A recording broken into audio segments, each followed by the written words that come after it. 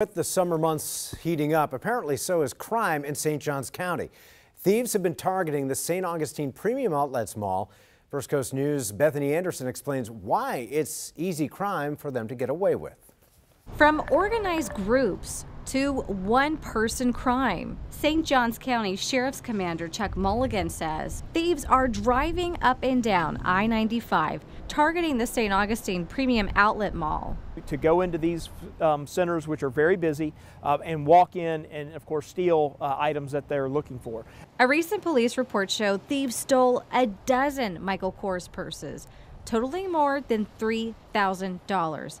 And they're getting away with resale because the problem is you have to be able to determine that that particular item that's online is in fact one of the ones that was stolen.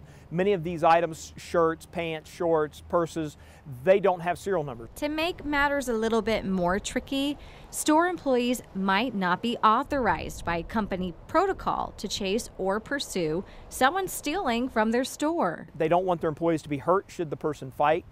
They certainly don't want injuries to the other individual who will countersue them. And so many times they have a hands-off policy. Fortunately, Mulligan says surveillance video put out in the news and online is helping the department make several arrests. Reporting in St. Johns County, Bethany Anderson, First Coast News, on your side.